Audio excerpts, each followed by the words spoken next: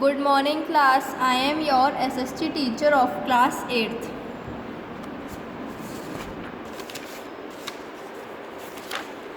Today we will continue the explanation of chapter number 2 of geography. So let's continue the explanation. Alluvial soil is a mixture. Open page, first of all, open page 13. Now let's start. Alluvial soil is a mixture of sand, silt and clay. जो alluvial soil किस किस से बनी है? Sand, silt और clay. ये सब क्या है? ये सब मटेरियल्स हैं. Proportion and grain size varies over the different region. जो उसका प्रोपोर्शन मतलब इससे क्या मतलब है? उसका जो क्रॉप जिससे जितना मिलता है, उससे जितना भी हमारा वो क्रॉप प्रोडक्शन होता है, वो सब अलग अलग रीजन्स पर डिपेंड करता है. Near the foot of mountains and hill soil particles are large. जो माउंटेन्स के पास जो एरिया होता है और हिल्स के पास, वहाँ का जो सॉयल पार्टिकल्स हैं वो कैसे होते हैं? बड़े होते हैं, लार्ज होते हैं. Some alluvial soil contain Kanpur granules within them. कुछ एल्यूवियल सॉयल के जो होते हैं वो ग्रेनुअल्स मतलब छोटे छोटे पत्थर कंटेन करते हैं, मतलब लाते हैं अपने साथ. These soils are referred to as alluvium और खादर सॉइल. इन छोटे छोटे ग्रेनुअल्स को क्या कहते हैं? खादर सॉइल, क्योंकि ये ओल्डर एल्यूवियम से बना होता है, विच इज़ मोर फर्टाइल, जो कि एल्यूवियम सॉइल से और ज़्यादा फर्टाइल होता है, उपजाऊ.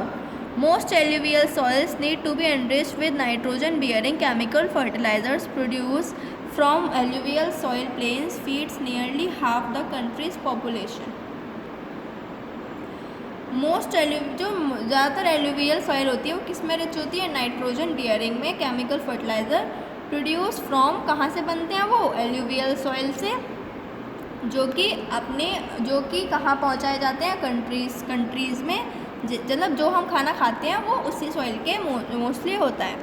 तो जो इस सॉइल के प्लेन्स होते हैं वो एल्केलाइन मतलब बेसिक होते हैं मोस्टली, एसिडिक नहीं होते. एसिडिक होंगे तो हमारे रिएक्ट कर जाएंगे हम पे. ओके, तो जो agricultural research is in progress to identify crops that could be grown in such soils. तो अभी जो चल रहा है, एग्रीकल्चरल रिसर्च चल रहा है कि इन सॉइलों में कैसी कैसी क्रॉप्स उगेंगी.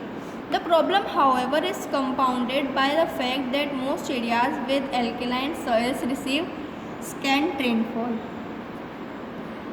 तो ये सबसे ज़्यादा प्रॉब्लम क्या आई है कि जो फैक्ट ये है कि ज़्यादातर एरियाज़ में सॉइल कैसी है? एल्केलाइन है, और जो कि कम, वहाँ पे क्या है? कम रेनफॉल है. अब लेयर्स ऑफ सॉइल. लेयर्स इतनी होती है सॉइल की, 4 लेयर्स होते हैं, which is top soil, A horizon, subsoil, B horizon, parent rock, C horizon. सबसे ज़्यादा ऊपर होती है टॉप सॉइल. यहाँ पे रॉक के पार्टिकल्स होते हैं, और यहाँ ह्यूमस मतलब नमी होती है. जो ह्यूमस होती है वो इस सॉइल को क्या बनाती है? पोरस. पोरस मतलब छोटे छोटे टिनी पोर्स बनाती है उसमें, और उपजाऊ बनाती है उसको, मिट्टी को. फिर आती है सब सॉइल. सब सॉइल किसके नीचे होती है? टॉप सॉइल के नीचे. इसमें क्या होता है? इट इज़ मेड ऑफ, ये छोटे छोटे पार्टिकल से बनी होती है, और कुछ मिनरल से बनी होती है, न्यूट्रिएंट से बनी होती है, जैसे soluble minerals and iron oxides. जो रेन वाटर होता है या बारिश होती है, तो जो रेन वाटर होता है वो किस में कलेक्ट हो जाता है? बी हॉरिजन मतलब सब सॉइल में. पेरेंट रॉक में क्या है? पेरेंट रॉक मतलब सी हॉरिजन, जहाँ पे छोटे छोटे पार्टिकल्स हैं. और फिर आता है हमारा डी हॉरिजन. डी हॉरिजन में क्या है? Bed rock. डी हॉरिजन को हम क्या कहते हैं? Bed rock. तो ये किसके नीचे होती है? ये सबसे नीचे वाली होती है.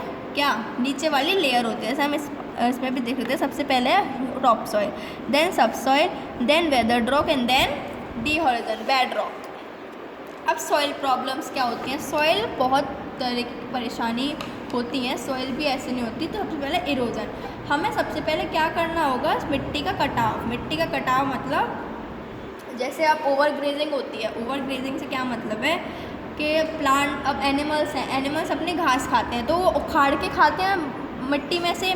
जब वो उखाड़ते हैं तो मिट्टी क्या हो जाती है? टूट जाती है. जब मिट्टी टूट जाएगी तो क्या होगा? इरोजन होगा. इससे हमारे अर्थ को परेशानी होगी. दूसरा, लैक ऑफ फर्टिलिटी मतलब सारी सॉइल्स में फर्टिलिटी अच्छी नहीं है. तो जैसे अभी हमने पढ़ा एल्यूवियल सॉइल, वहाँ की फर्टिलिटी अच्छी है उस सॉइल की, बट जो सारी सॉइल्स हैं वहाँ पे फर्टिलिटी अच्छी नहीं है. तो ये एक परेशानी है.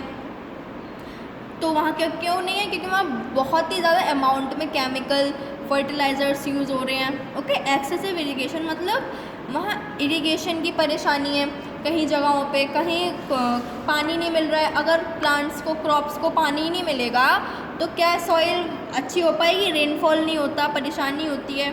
और वैसे हमारी अर्थ में पानी की कोई कमी नहीं है, बट वो क्या है? सलाइन वाटर है, तो हम सलाइन वाटर को कहीं भी यूज़ नहीं कर सकते।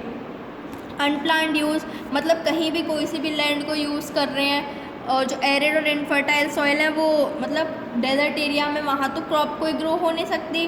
कोई अब पॉपुलेशन बढ़ रही है तो अपने कहीं भी अपनी पॉपुलेशन बढ़ रही है तो कहीं तो रहेंगे लोग, तो कहीं भी प्लान कर रहे हैं अपना। ऐसे ही तो क्या हो रहा है? ये परेशानियाँ हो रही हैं, सॉइल प्रॉब्लम्स हो रही हैं। ओके, तो अब क्या है? Water resources. वाटर रिसोर्सेज है पहला रेन, प्रेसिपिटेशन एंड फॉर्म। आपको पता है वो वाटर साइकिल, उसमें क्या होता है? प्रेसिपिटेशन क्या होता है? हम प्रेसिपिटेशन बताते हैं। Precipitation refers to deposition of moisture in the atmosphere in the form of precipitation. क्या है वो? ऐसे जैसे बारिश वगैरह होती है या फिर फ्रॉस्ट, कोहरा ठंडों में होता है, या फिर हेल पड़ रही है, ओले पड़ रहे हैं, या फिर वो स्नो बर्फ़ पड़ रही है। ये सब कैसे है? ये इसी को हम क्या कहते हैं? प्रेसिपिटेशन। जब स्काई में, एटमॉस्फेयर में मॉइस्चर कुछ ज़्यादा हो जाता है तो वो किसके फॉर्म में आता है? फ्रॉस्ट, डस्ट, ड्यू, रेन वगैरह के फॉर्म में आता है। अब ये रेन कैसे होती है?